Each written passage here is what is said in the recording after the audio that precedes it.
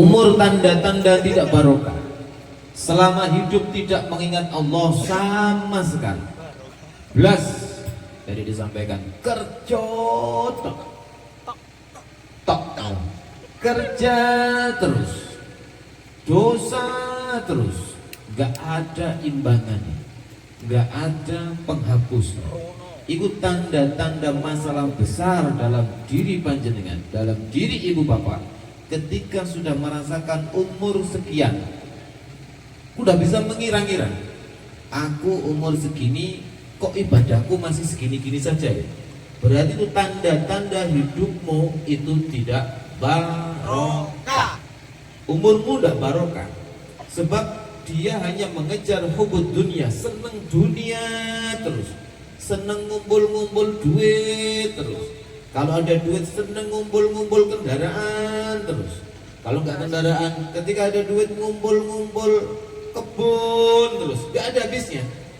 Sampai tidak pernah ada pikiran dalam dirimu untuk bagaimana aku ini supaya tidak begini. Ini tanda-tanda akhir zaman. Sebelum saya masuk kepada tema pengajian pada malam hari ini, bahwa banyak di antara kita, nyon saya untuk bapak, tahu kalau sholat itu penting, tahu kalau sedekah itu juga penting, tahu kalau zakat itu adalah penting, tapi kita selalu anggap santai, kita anggap tenang saja. Bah. Jadi ini sangat-sangat menyedihkan di akhir zaman. Persis yang dilihat oleh baginda Nabi Rasulullah Muhammad SAW dalam peristiwa Isra dan Mi'raj. Banyak ditamsilkan, banyak dilihatkan contoh-contoh dari umat Nabi yang salah jalan. Tanda-tanda yang kedua, rezeki tidak barokah. Ketika dapat gaji, itu wujudnya duit tidak ada, dapatnya cepat, habisnya juga cepat. Kadang-kadang itu sampai min.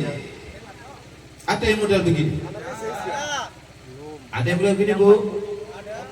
Itu berarti ada sesuatu di sana sehingga kenapa rezeki itu kok tidak bisa bertahan lama. Terkadang ibu dibela-belain lembur, ngejar premi dan sebagainya.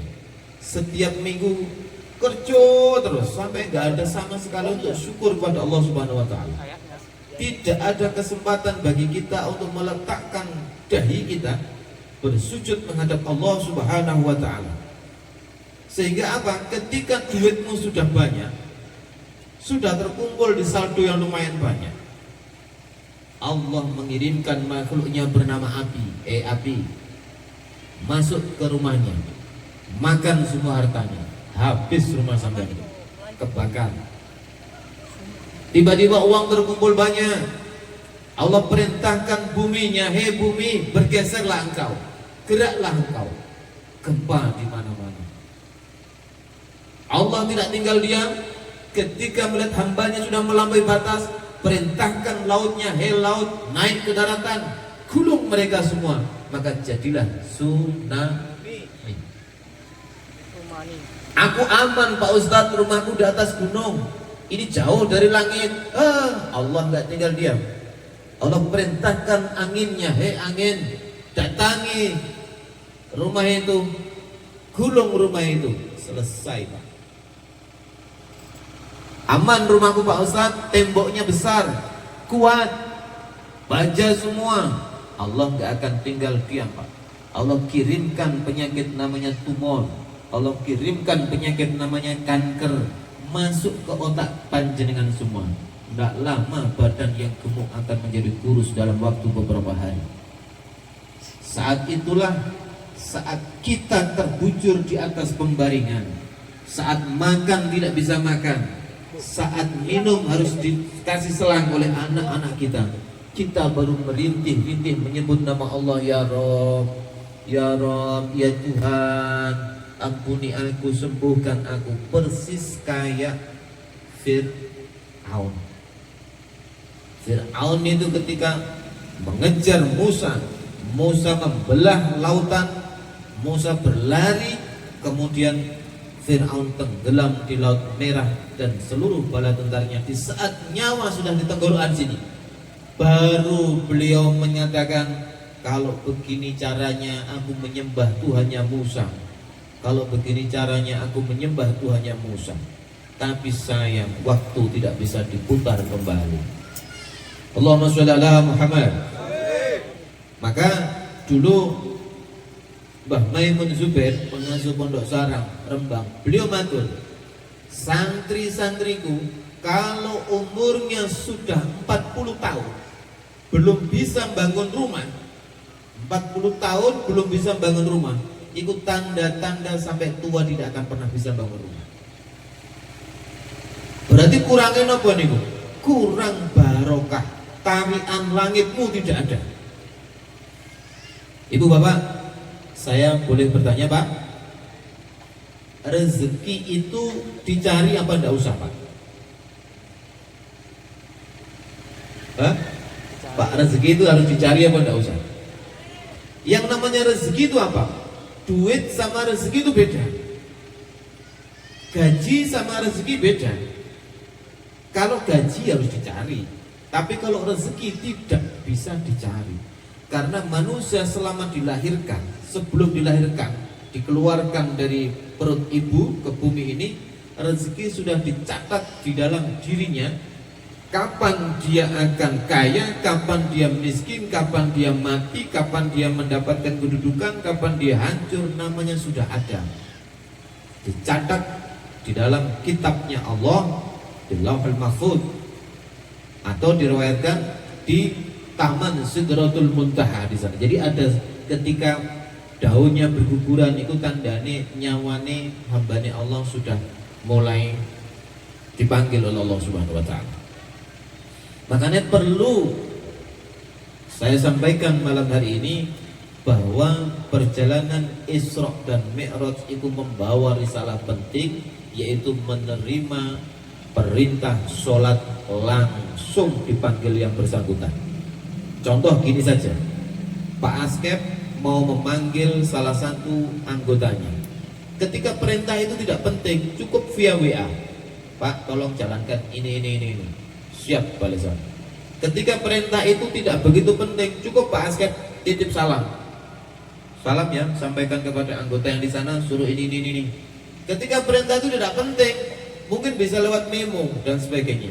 Tapi ketika Pak Askep benar-benar membutuhkan orang itu dan itu tidak bisa diwakilkan, maka yang bersangkutan harus dipanggil menghadap langsung dan bertatap muka, berhadapan-hadapan.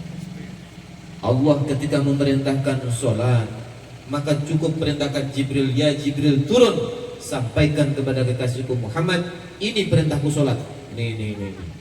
Ketika Allah perintahkan kepada malaikat Jibril, ya Jibril sampaikan kepada Muhammad, ini jalankan ini. Tapi ketika Allah memerintahkan sholat, tidak boleh diwakilkan walaupun kepada Jibril sekalipun, tapi langsung dipanggil menghadap oleh Allah Subhanahu wa taala. Ini menunjukkan bahwa ibadah sholat itu ibadah yang mu'lim nomor 1 dan tidak bisa untuk diganggu-gugat. Ibu bapak rahimakumullah, ngaji kita 1 jam di sini, 1 jam saja, itu pahalanya lebih besar daripada ibu sedekah 1000 kendaraan terbaik di hadapan Allah Subhanahu wa taala. Ngaji 1 jam di sini, itu pahalanya lebih besar daripada kita bertakziah 1000 mayit. Pernah nggak bu, ibu takziah dalam sehari 1000 mayit pernah? Tidak pernah. Man jalasa aliman faka'annama jalasani, kata Rasulullah, siapa yang duduk dengan orang alim sama seperti duduk denganku. Siapa yang memuliakan orang alim sama seperti memuliakan diriku, kata Rasulullah. Dan siapa yang duduk bersamaku di dunia, pasti dia akan duduk bersamaku di akhirat kelak. Oh, ketika panjenengan ngaji segini pahalanya seperti itu. Tapi kok ketika tidak punya sholat, ini wadahnya mau ditaruh di mana? sholat itu kalau saya bisa menerangkan ke santri-santri, kalau saya menerangkan santriku biar paham. Nah, sholat itu posisinya seperti apa? Itu seperti ini.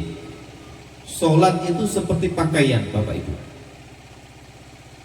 Pakaianmu ketika lubang. Sholat sehari semalam berapa kali, Bu? Berapa kali? Sampai gak hafal. Berapa kali sholat sehari semalam? Pak, berapa kali, Pak? 5. Duhur di sini masih 4 rakaat, Pak. Apa berubah jadi 3, 6? Sampai nggak hafal ya? Duhur 4 rakaat ya, Pak ya? Duhur 4. Asar berapa? Berapa jumlahnya? 8. Maghrib gimana kabar di sini, Pak? Aman masih? Berapa maghrib di sini, Pak? 3. 8 tambah 3 berapa? 11. Isya ini biasanya sering lewat. Isya berapa, Pak? Nah, berapa jumlahnya? 15 ditambah subuh berapa? Masih ada yang subuh di sini ya? Masih aman 2 rakaat tuh ya? Atau sudah berubah? Berarti jumlahnya semuanya berapa? 17 rakaat. Oke, pakaian ibu bolong. Yang penting kan punya pakaian. Duhur karena kerja nggak sempat Pak Ustadz, ya sudah. Asar lah, asar. Pak Ustadz asar itu di jalan capek Pak Ustadz, belum sempat masak, belum sempat apa, aku anak rewel belum dimandikan, belum apa, hilang. Duhur asar hilang. Harapannya tinggal maghrib. Maghrib itu biasanya sibuk apa, Bu? Sampai nonton TV, main HP, nonton manen, masak. Terus hilang 3 sudah. Tinggal Isya itu waktunya dikasih panjang sama Allah biar tidak ada yang beralasan. Isya itu jam 7 sampai sebelum subuh itu masih boleh Isya. Alasan apa sekarang kalau malam? Capek. Ketiduran. Ono lagune kan bisa jenengan. Lagune apa kalau pengaman ya kalau kan. Isya di jalan, asar di jalan kalau kayak Isya kan. Enggak begitu apa. Iya lagunya. Elah ono lagune ya dulu ya. Memang ada, cuman ingat enggak? Enak, cuman aku pengaman tadi ya. Iya, ono lagune kan Bu ya. Oh, ibu. Oh sampean. Nah, Allahumma sholli ala Muhammad. Ya wes karena iki biar ingat dulu, enggak ingat kan ya? Sampai ingat dulu. Akhirnya panjenengan bolong, sholatmu lepas sudah sehari. Padahal sholat itu tidak boleh tidak dilakukan, wajib ala kulli muslimin, wajib yang atasnya kabeh wong muslim, wajib kepada semua umat muslim yang sudah balik dan berakal sehat. Yang tidak boleh sholat hanya 2, belum balik dan edan. Jadi kalau orang yang tidak sholat berarti alasannya cuma 2. Kalau berarti dia belum balik, berarti edan. Nah repotnya yang tak hadapi itu bukan edan, pura-pura edan. Kenapa? Orang yang belum balik berarti anak kecil kayak gini belum balik. Belum, kalau yang laki-laki belum pernah mimpi basah. Kalau yang perempuan belum mengeluarkan darah haid. Nah, selama itu nggak ada kewajiban, Pak. Jadi anaknya jenengan yang umur kayak gini belum sholat nggak dosa, tidak dosa. Tapi ketika sudah dia memenuhi syarat untuk mendirikan sholat dan tidak sholat, itu sudah masuk hitungannya dosa. Makanya kemarin malam di pondok itu ada yang masuk Islam. Jadi saya mengislamkan hampir rata-rata tiap bulan ada yang masuk Islam. Saya sampaikan beliau, saya tanya umurnya beliau 36 tahun dan masuk Islam. Maka saya sampaikan gini, Pak, beruntunglah engkau karena di usia 0 sampai 36 ini dosanya sampai nggak dihitung. Dosanya nggak dihitung. Berarti mulai syahadat ini masuk Islam. Itu baru dicatat, Pak, seperti bayi yang baru lahir. Saya ngomong begini, andaikan keluar dari pondok ini tiba-tiba bapak mati di jalan, maka bapak Bapak ini suci kayak bayi yang baru lahir. Amit-amit Pak Ustadz katanya. Jangan didoakan mati dulu. Dan besok hari Rebu ini akan sunat. Sunat umur 36. Tuh ketawa ya sama dia. Saya sampaikan kalau sunat di sini saya nggak bisa, mungkin pakai parang. Nah gitu ya, atau pakai gergaji, itu senso. Wong Nabi Ibrahim itu khitan umur berapa? 80 tahun. Nabi Ibrahim karena lama menikah dengan Siti Sarah, tidak memiliki keturunan, kemudian datang perintah dari Allah untuk menikah lagi, nikahlah sama Siti Hajar. Itu waktu itu umur Nabi 80 tahun. Bayangkan zaman itu belum ada dokter, belum ada khitan kayak sekarang ini. Jadi pakai batu, pakai parang itu Pak. Taruh sendiri, ditutup sendiri gini, putus sendiri. Oke, Allahumma sholli ala Muhammad. Sholat. Pahala yang sedemikian banyaknya tadi, ketika dia sholat, maka dia akan membuat pakaiannya semakin bagus, semakin tebal. Sholat yang luhur bolong tadi, asar bolong, ditempel pakai sedekah, pakai ngaji. Itu tambalannya, bajumu bolong, ditutup pakai sedekah, sholat sunnah, sholaturahmi, ya itu bagus. Sekarang saya bertanya, ketika punya pakaian, tidak punya tambalan, ya gak apa-apa, yang penting punya pakaian. Yang jadi PR, punya tambalan, gak punya pakaian, mau ditempel di mana? Sini. Nah, itu yang pentingnya ya, sholat nih.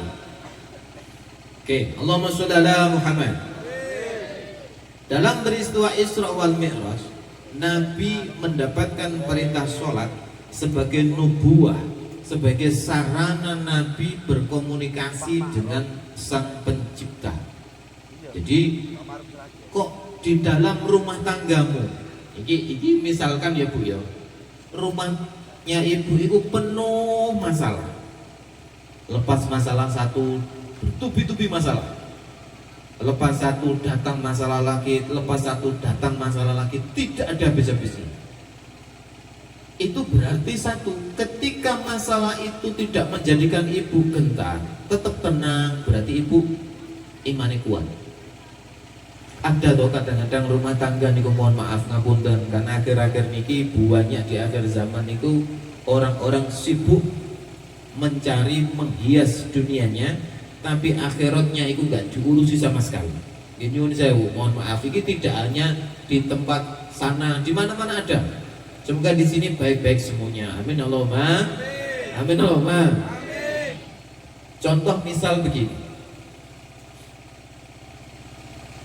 Pak Ustadz, kok rumah tanggaku ini setiap dapat duit habis terus. Kalau uang baru ngumpul, anakku sakit-sakitan, jadi duit berobat untuk anak. Kalau enggak anakku yang sakit, orang tuaku sakit-sakitan. Kalau enggak gitu saudaraku. Jadi saya ini kerja itu kayak enggak ada hasilnya. Jangan sampai kita dunia sengsara, di akhirat jauh lebih sengsara.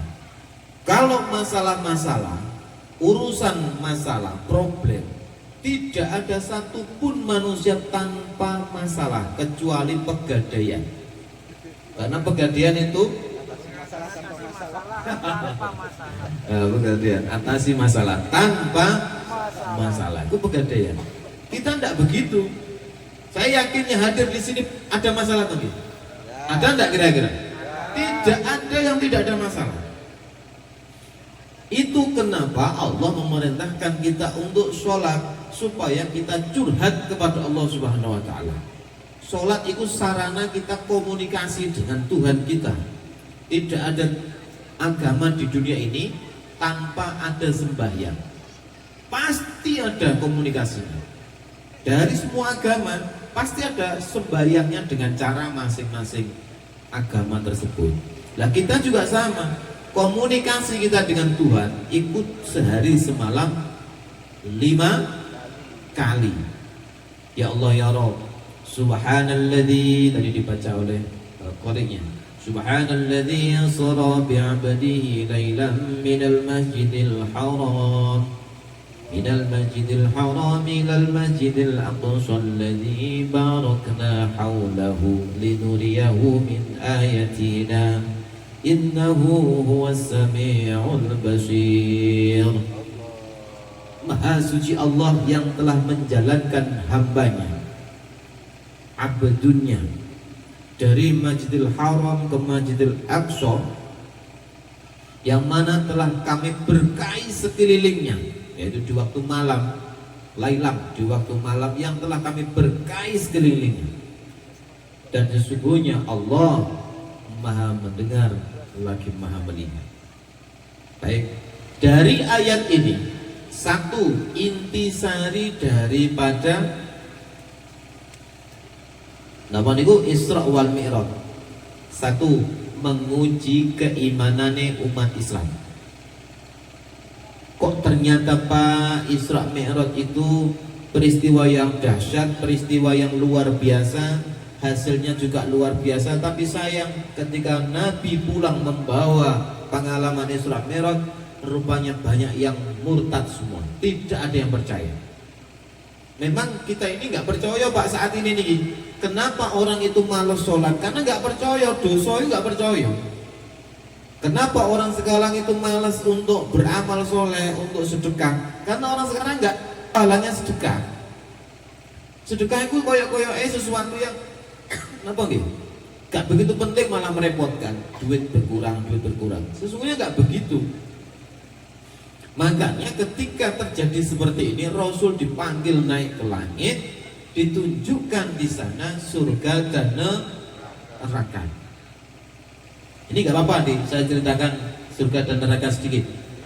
Nggak menakutkan begitu. Nanti jenengan malah gini, alah Pak Ustadz mau ngaji malah menakutkan, aku malah nggak berani, aku kayak gini. Nggak apa-apa ya, tak sampaikan ya.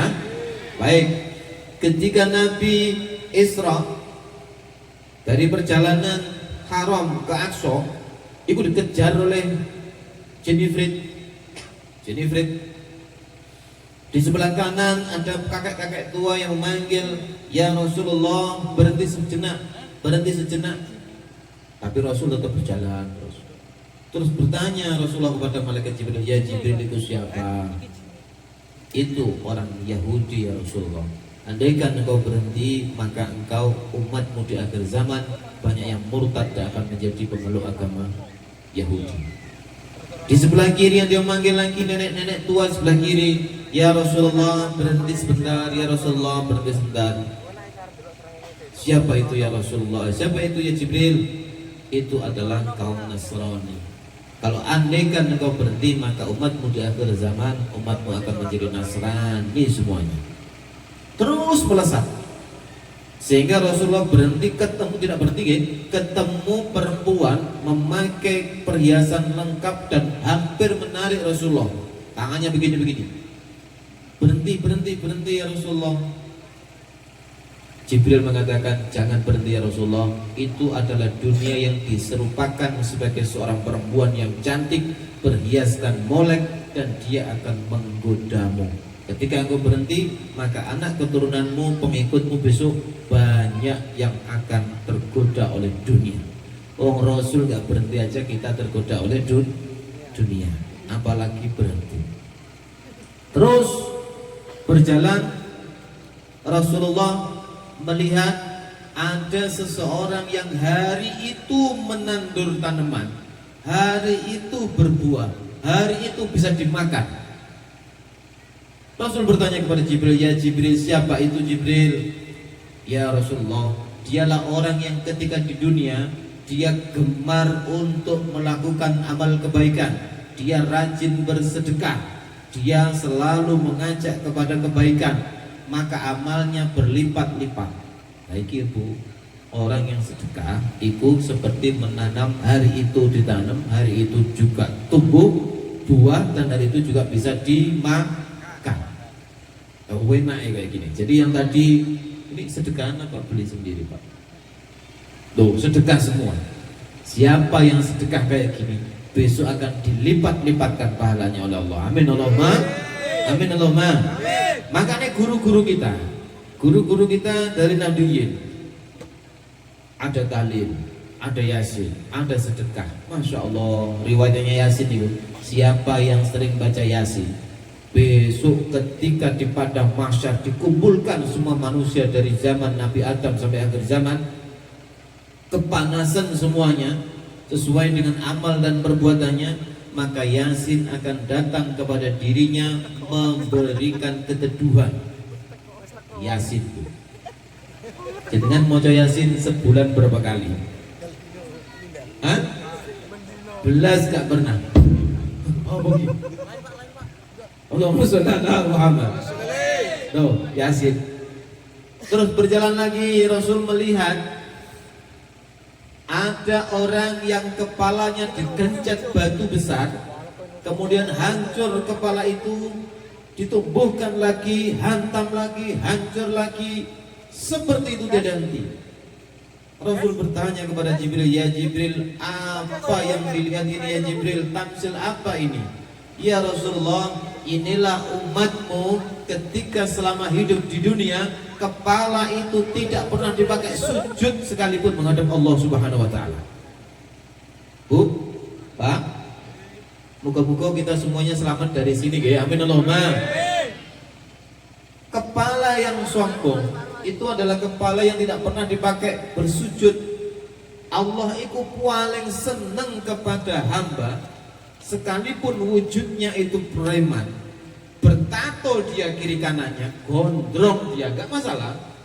Tato kanan gambare macan, kiri gambare apa ini ular naga.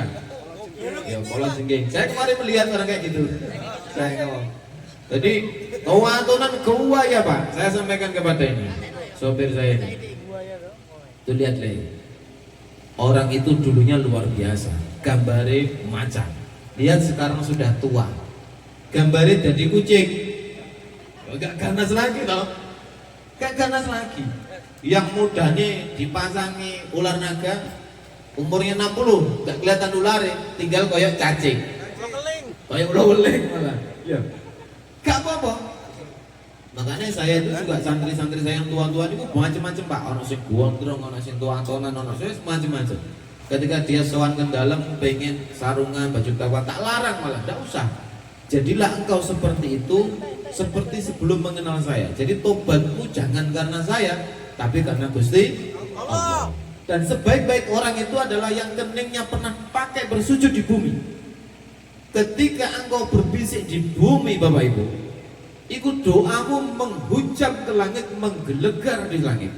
Makanya hati-hati kepada orang yang sering sujud, orang yang sering mengadu ke Allah. Ikut kelihatannya kan suaranya begini, Subhana rabbiyal a'la wa bihamdi Subhana rabbiyal a'la wa bihamdi. Sesungguhnya suara itu naik ke langit, semua di sana itu mendengar suaranya ibu bapak. Makanya wong sing ahli sujud, orang yang ahli sujud itu besok di sana kelihatan dahi-dahi orang yang ahli sujud itu kelihatan. Jadi ketika kita dikumpulkan di padang mahsyar, kening-kening orang yang sujud itu dari jauh udah kelihatan. Diriwayatkan itu mukanya bercahaya bersinar laksana rembulan. Jadi jauh udah kelihatan.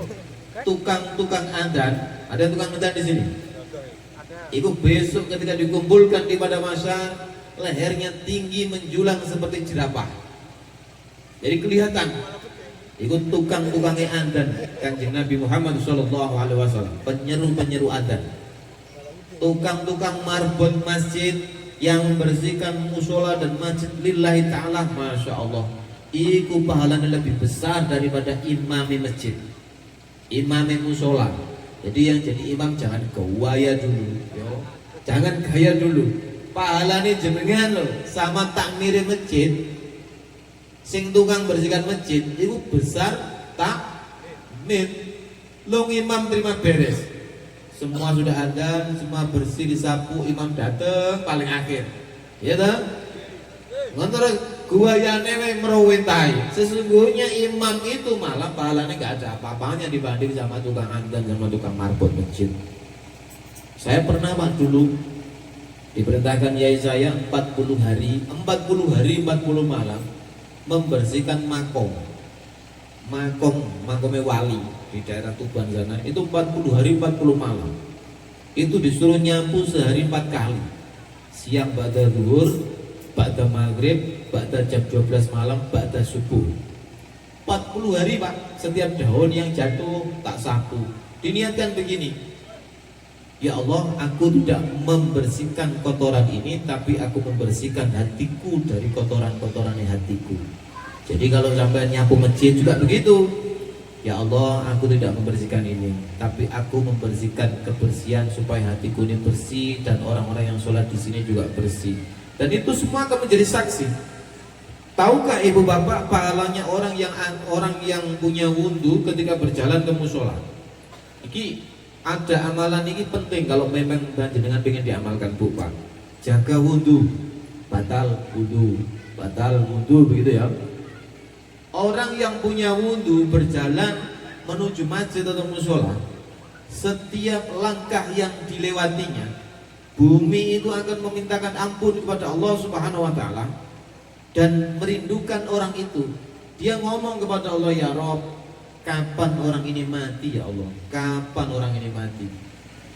Aku rindu pada dia ya Allah.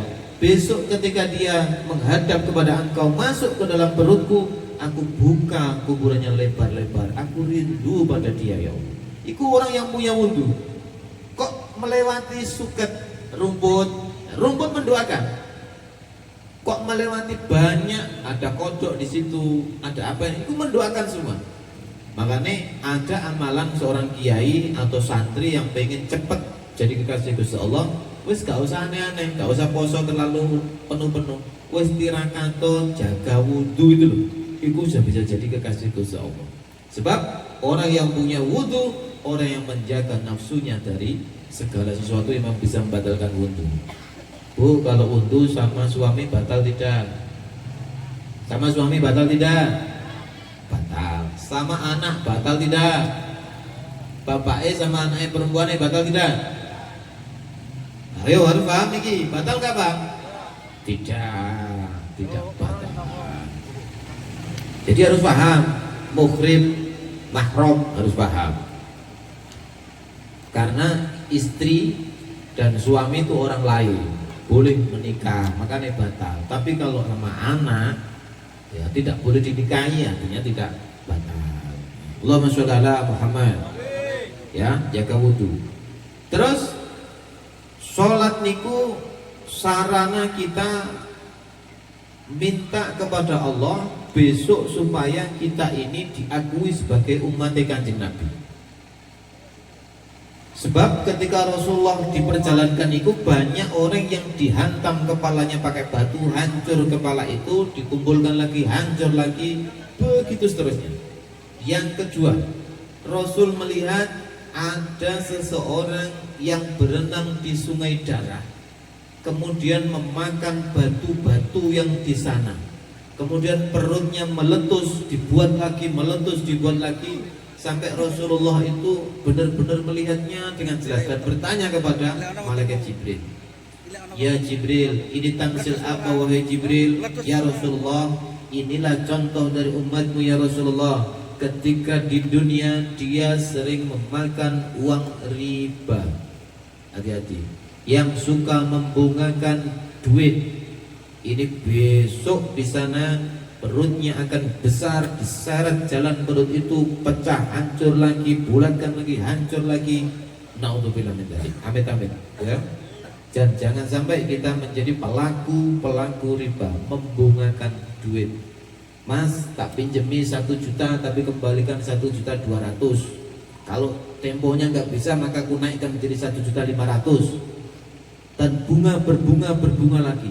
Ini orang yang diancam oleh Allah Subhanahu wa Ta'ala dan amat sangat dibenci oleh Allah Subhanahu wa Ta'ala. Lihat orang-orang yang model begini, maka anak keturunannya juga akan nuwakal-nakal. Karena barokah rezeki tidak ada. Jadi hati-hati Bapak Ibu. Zaman sekarang kenapa muncul anak-anak nuwakal-nakal? Karena orang tua tidak pernah melihat sumber rezeki itu dari mana. Halal haramnya tidak ada. Zaman dulu orang tua kita ibu-ibu kita kalau dikasih duit bapak, ibu ditanya, ini duit dari mana pak? Jadi ibu-ibu wajib bertanya begitu ya pak ibu ya. Kalau nanti dikasih duit bapak, di luar duit gaji yang kita tahu, bapak ternyata bawa duit lagi. Kalau gaji bulanan kan udah tahu, ternyata duit lagi. Ini bu duit. Maka seorang istri adalah bertanya, dari mana ini pak? Dengan cara apa ini pak didapat? Halal apa haram pak? Maka seorang suami itu amat sangat menentukan keadaan anak dan istrinya. Ketika rezeki yang didapat dengan cara yang haram, dibelikan beras, beras itu akan dimasak jadi nasi, nasi masuk ke perut, maka akan menjadi tenaga yang selalu mengajak membenci kepada Allah dan senang kepada jalan maksiat. Makanya jangan heran orang-orang yang kayak gini niki anak turunnya mesti nakal. Kalau nggak gitu sebelum dia mati harta bendanya sudah habis semuanya.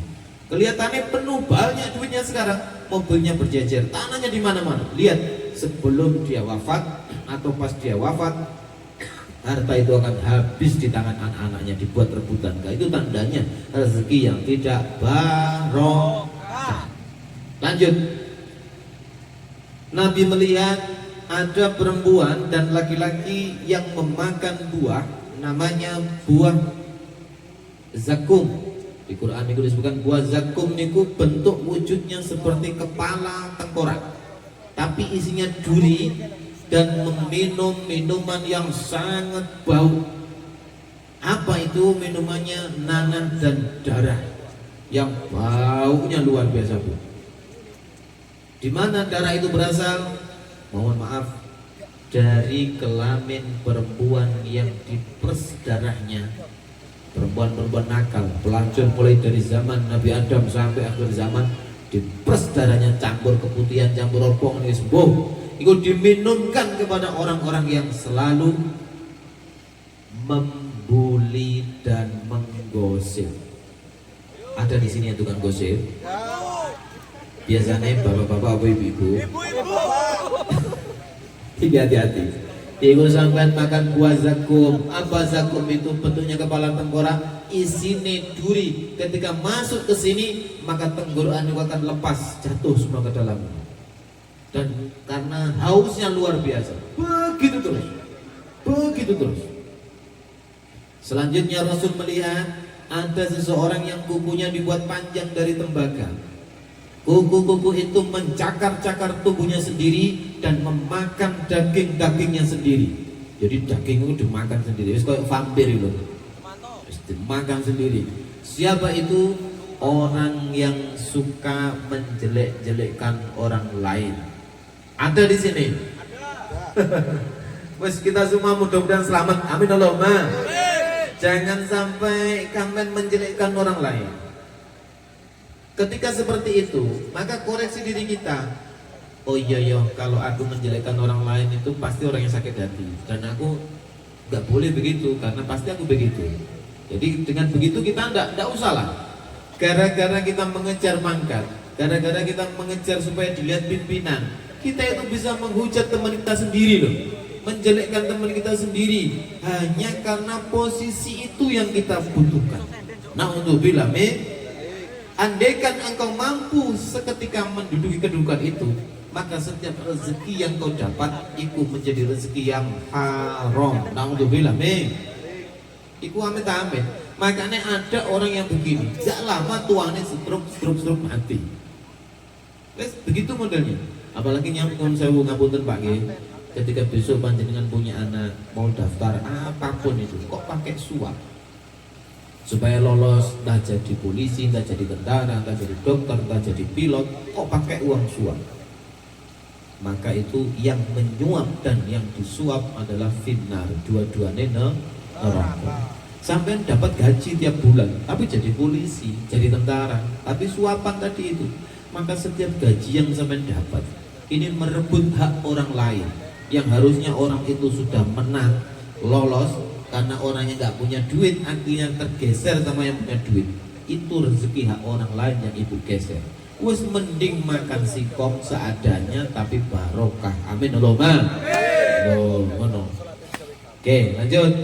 Kemudian Yang terakhir Rasul melihat orang yang, mohon maaf nih ya, rambutnya, lidahnya, rambutnya itu ditarik begini, kemudian sampai mengelupas, terlihat tengkorak-tengkoraknya. Kemudian melihat orang yang kupingnya ditusuk pakai besi yang dipanaskan sudah ribuan tahun, kemudian lidahnya ditarik dan dipotong. Apa itu? Orang yang selama di dunia membuka aurat, terutama rambutnya. Sekarang sudah paham, jadi pelan-pelan. Pak Ustadz, aku belum bisa. Yus pelan-pelan, yo pelan-pelan belajar tutupan, pelan-pelan. Sholat juga begitu. Sholat juga, wes Pak Ustadz, aku 5 waktu belum bisa. Bisamu apa dulu kira-kira Bu? Ayo yang paling memungkinkan untuk dilakukan sholat yang mana dulu kira-kira? Maghrib. Maghrib gak iso Pak Ustadz, baru datang, capek Pak Ustadz. Isa. Nah iki yang repot. Ketika kita sudah mau pulang besok, semuanya bisa mati toh ini gini. Bu bisa mati Bu ya? Bisa. Bapaknya bisa mati? Kira-kira pengen mati kapan? Sakersane. Kok sakersane? Tiba-tiba besok mati wes siap? Insya Allah siap. Yakin dengan bekalnya ya?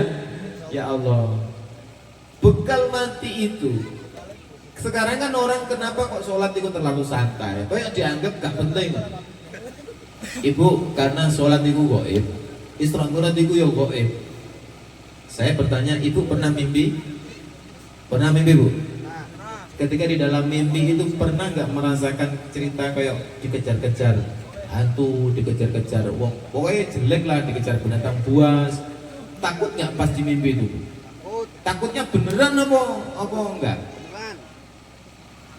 Dan di saat itu nggak ada yang bisa nolong, padahal suami tidur di sebelah kita loh. Ya, orang tua ada di sebelah kita, tapi kita teriak-teriak nggak ada yang tahu, nggak bisa. Seperti itu gambaran besok ketika menghadap Allah Subhanahu Wa Taala. Menyesal, tinggal menyesal. Bahkan di riwayat itu disebutkan orang yang saat ini posisi di alam kubur itu posisinya seperti orang yang tenggelam di sungai, butuh sekali pertolongan. Yang ditunggu cuma apa? Kiriman doa dari anak cucunya di dunia. Fatihah sampean, sholatmu, bacaan yasinmu, sedekahmu, itu yang ditunggu oleh orang tua kita. Punya orang tua sudah meninggal dunia Bu, Pak? Sudah punya ya.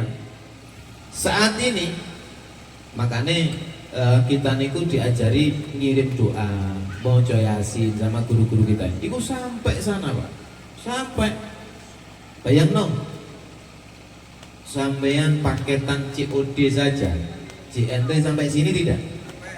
Sampai. Iku menungso, padahal iku manusia. Sampean ngirim HP dari sini ke Jawa, ke Madura sampai. Fatihah. Itu pasti sampai kepada yang kita kirim. Yasin pasti sampai. Wah, Rasul sudah pernah memberikan contoh. Ketika Rasul berjalan sore-sore, tiba-tiba keledai beliau itu menuki hampir jatuh. Kemudian Rasul turun dan melihat ada 2 kuburan. Di sana Rasul bersabda, ketahuilah engkau wahai sahabatku, engkau tidak memiliki pendengaran seperti yang aku dengar. Aku mendengar 2 orang ini lagi disiksa oleh Allah Subhanahu Wa Taala gara-gara kencingnya. Kencingnya itu berdiri dan tidak cuci. Itu jadi siksa ning kono, jadi siksa. Jadi hati-hati buat bapak-bapak. Kalau sekarang udah paham ya, kalau kencing usahakan duduk dan jangan menghadap kiblat, harus dicuci. Supaya kita niki paham, selamat dari siksane gara-gara kencing tok. Kemudian Rasul mendoakan orang itu. Rasul ketika mau pulang menghadap Allah Subhanahu Wa Taala, sakit 13 hari, beliau sempat ziarah di Maqam Baqi di sebelah Masjid An-Nabawi, mendoakan para ahli kubur, para syuhada, sahabat-sahabatnya. Ini menandakan bahwa ziarah kubur itu boleh dan memang dicontohkan oleh baginda Nabi Muhammad SAW. Sampean datang, atau gini aja, ini kan waktu mau lebaran. Ibu bapak ngirimi orang tua yang di kampung baju, paketkan dari sini sampai sana. Kira-kira orang tua senang tidak Bu Pak? Senang. Terus beda ketika ibu datang ke sana pakaiannya dibawa sendiri. Bu, Pak, ini saya pulang, ini pakaian untuk Bapak Ibu. Lebih seneng mana kira-kira? Sama orangnya apa dipaketkan Pak? Sama orangnya. Itu gambaran ketika ibu ziarah kubur datang ke makome, terus ibu duduk di atas sana, mendoakan sana. Pak, Bu, moco Yasin. Yasin wal Qur'anil Hakim innaka laminal mursalin ala siratil mustaqim sampai rampung. Tahu Bu, orang itu seketika siapa yang membaca Yasin pada saat pagi hari maka dosanya diampuni oleh Allah sampai sore hari. Siapa yang baca Yasin di sore hari maka dosanya diampuni oleh sampai besok pagi hari. Dan siapa yang membaca Yasin di makom orang yang sudah meninggal, maka siksa kuburnya andaikan dia disiksa berhenti sampai besok harian. Itu barokah surat Yasin. Makanya kita sebagai anak ini sekarang ngoreksi dulu. Makanya saya ini seneng bahas Isra Mi'raj, itu bahas ke diri kita aja sudah. Sholat kita ini sudah bener apa enggak? Kita semua ini anak. Orang tua yang di sana itu tidak membutuhkan mobilmu yang berjajar-jajar, enggak butuh. Enggak butuh. Orang tuamu enggak bangga ketika mendengar engkau beli lahan, enggak bangga. Ketika orang tuamu kau jenguk itu pun setahun sekali. Tidak pernah kau sodakoi. Tidak pernah sekalipun ketika hidupnya beliau berwasiat, tidak pernah engkau amalkan wasiatnya. Tidak bangga sama sekali.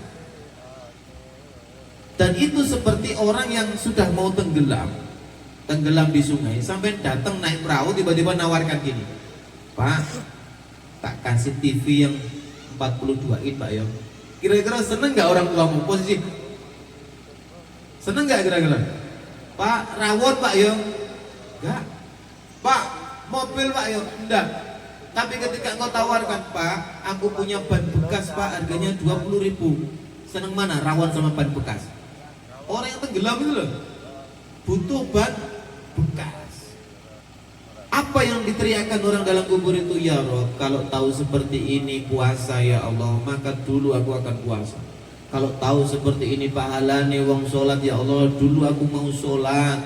Kalau tahu pahalanya orang haji ya Allah seperti ini, kenapa aku dulu udah haji ya Allah? Hartaku banyak, tapi aku tumpuk-tumpuk harta itu untuk main perempuan, untuk beli mobil, semuanya ya Allah.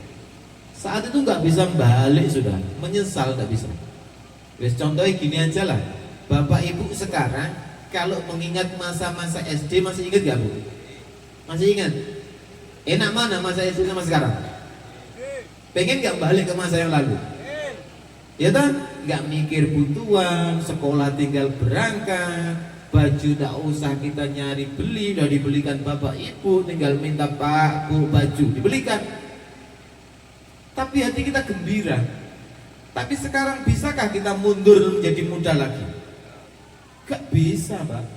Ini memang ke depan. Oke, sekarang mulai hari ini habis ngaji ini, ayolah yang tidak sholat, benahi pelan-pelan, perbaiki diri kita. Sebab sholatnya anak, sholatnya orang tua. Ibu sholat, kepalanya dua, satu mengalir ke ibu, satu ke orang tua kita yang sudah mendahului kita. Otomatis ibu. Sehingga orang tua ditanya, Bapak, ini loh pahala sholat. Loh dari mana? Oh, aku udah meninggal gak sholat. Ini anakmu Pak, ini anakmu di dunia sholat, ini pahalanya kamu yang punya. Loh kok saya? Loh dulu kamu yang membiayai sekolah, dulu kamu yang mensekolahkan dia, maka pahalanya ini untuk kamu. Allahumma sholli ala Muhammad. Sholatnya anak, sholatnya orang tua. Dosane anak, dosane orang tua. Di hadis qudsi disebutkan, Allah pernah memerintahkan malaikat, ya malaikat, ada orang yang baru meninggal itu dosanya banyak malaikat, datangi dia, siksa dia dengan siksa yang pedih betul.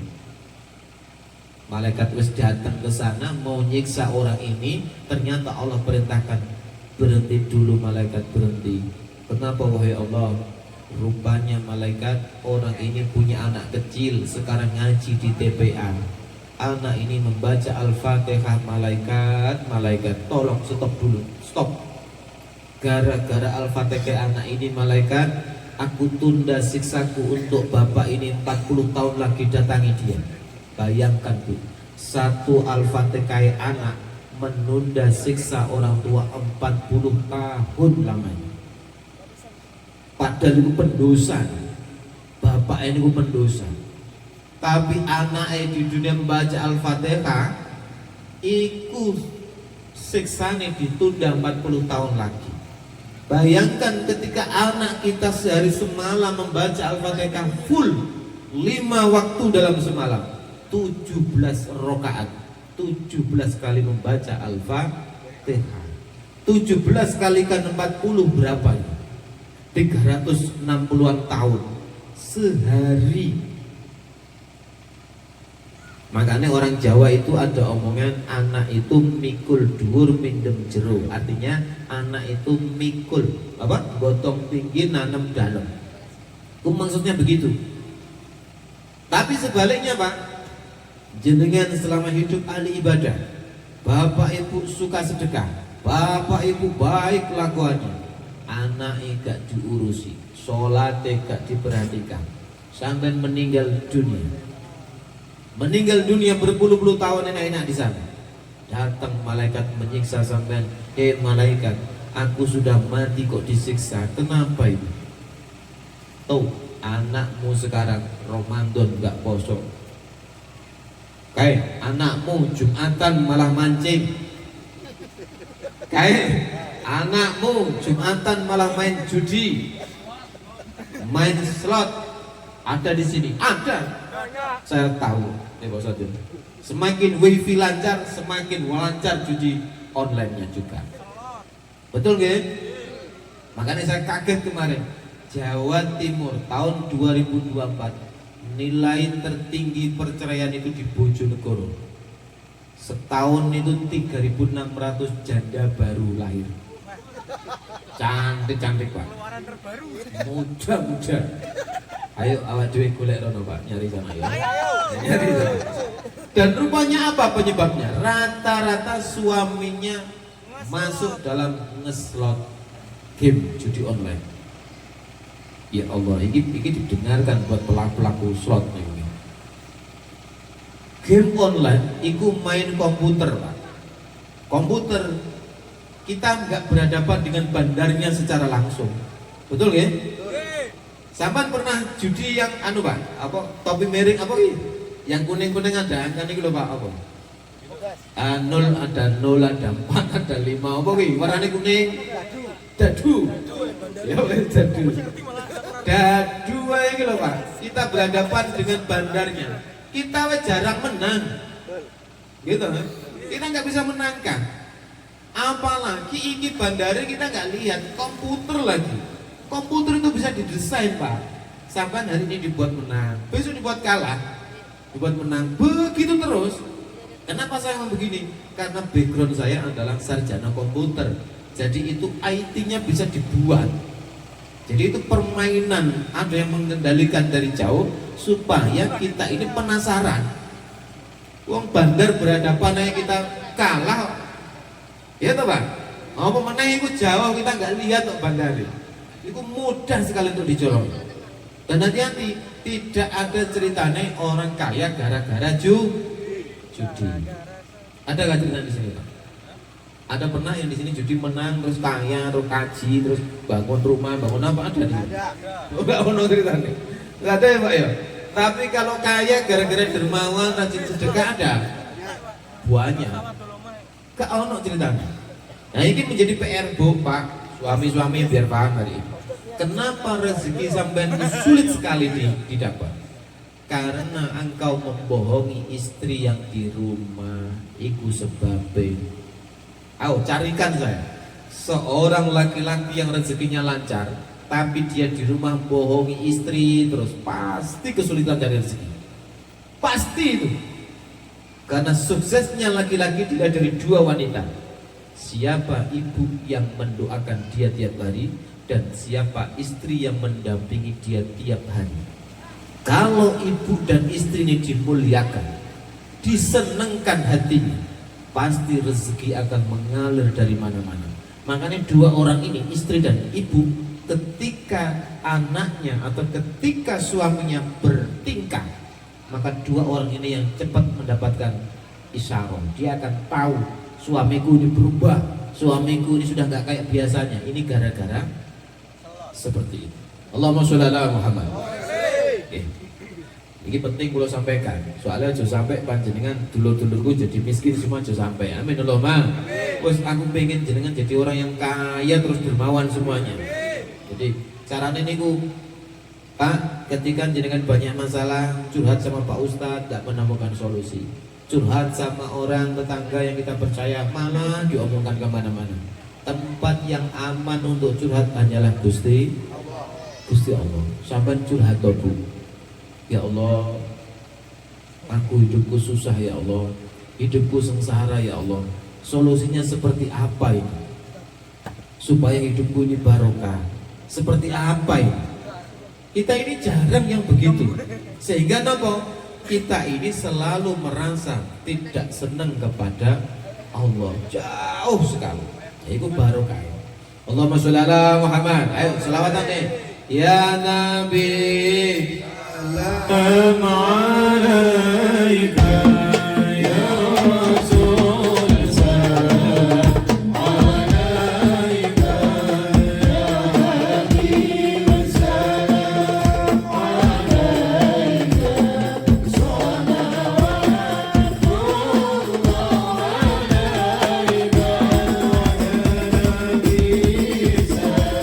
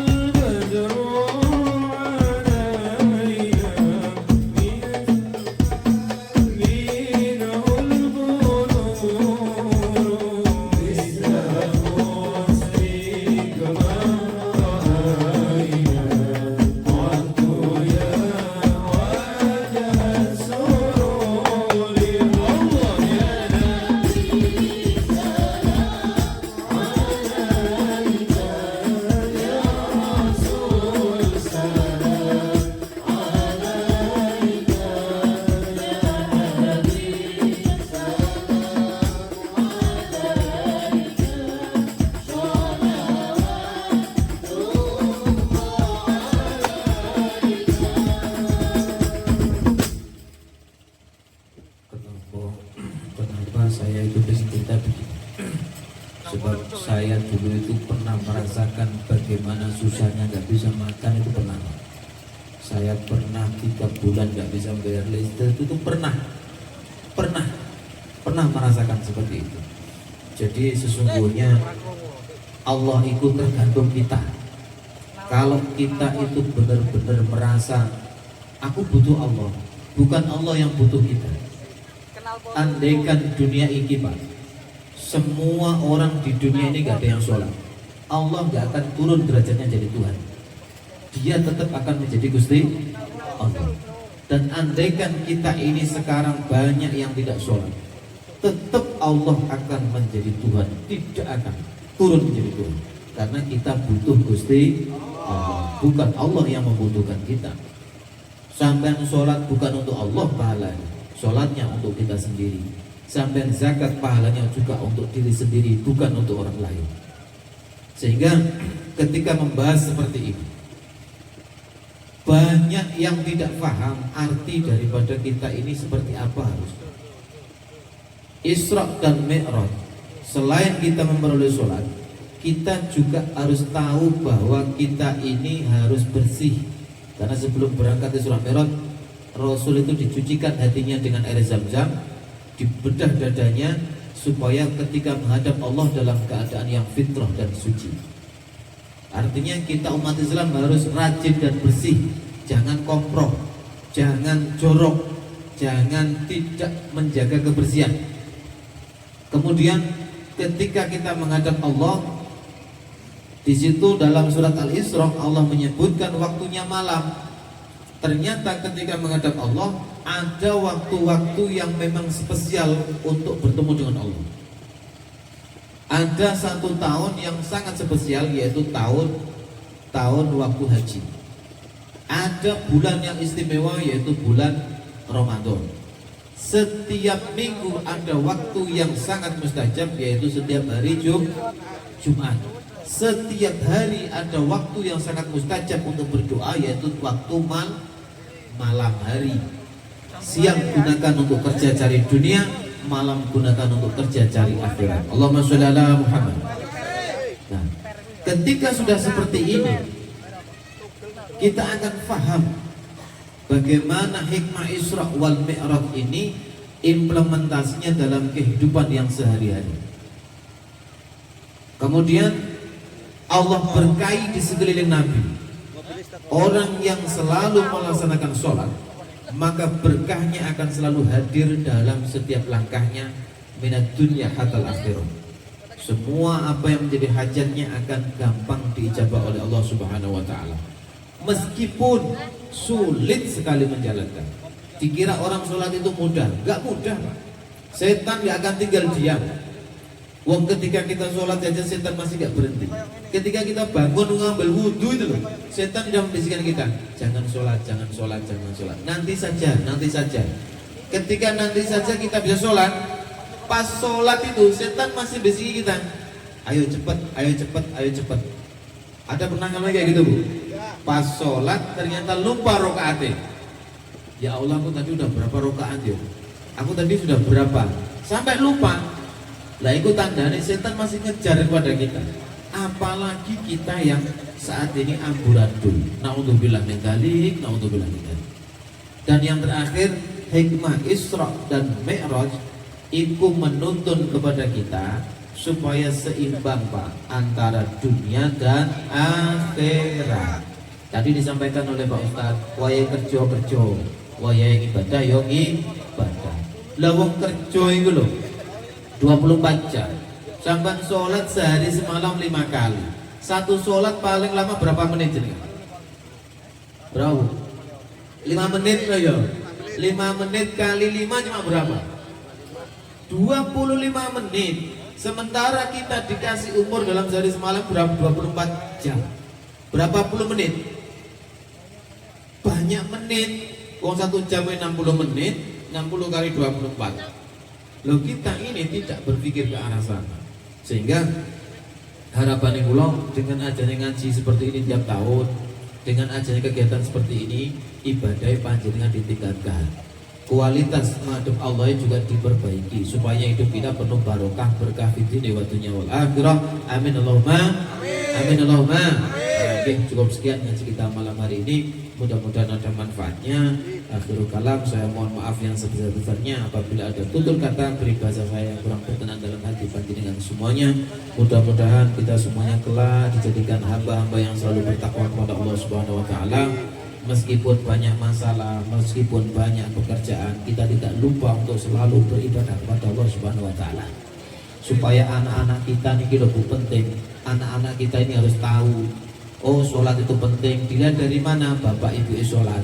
Bapak ibu sholat, anaknya otomatis ikut sholat. Kalau bapaknya nggak sholat, otomatis anaknya nggak ikut sholat. Gempon niki waya krimis hujan. Moga-moga kau krimis gitu ya. Krimis. Iku tetesan air hujan yang menetes di dalam orang yang tolabul ilmi. Iku besok jadi saksi kalau panjenengan itu orang baik dan besok akan meringankan siksa di yaumil qiyamah. Amin amin ya rabbal alamin. Jadi hujan itu barokah dan berkah, makanya podo lari supaya nanti jalannya enggak licin. Tadi saya pikir juga ini kalau hujan itu pasti sengsara nih, gak iso mulih gitu. Terutama ini sedulur-sedulur ini mobil Sigra tadi. Sigra roda penggerak depan. Kalau licin seperti nopo gak kita bikin tenda di sini Pak terusan. Oke, mudah-mudahan warga sini semuanya diberikan sehat oleh Allah Subhanahu wa taala. Oke. Kalau ada masalah, wes ngadu ning Gusti Allah. Ngadu ke Allah, jangan ngadu ke Pak Ustadz. Nanti Pak Ustadz nanti ngomong ke yang lain, enggak usah ya. Langsung kepada Gusti Allah Subhanahu wa taala. Kalau butuh duit jangan ke Pak Ustadz, jangan, langsung kepada Gusti Allah. Kalau Pak Ustadz paling ada nominalnya, tapi kalau Allah nggak ada habisnya, banyak di sana.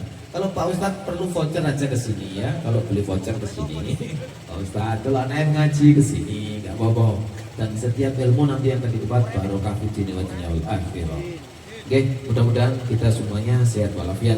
A'udzubillahi minasyaitonir rajim. Bismillahirrahmanirrahim. Allahumma shalli ala sayyidina Muhammad wa ala ali sayyidina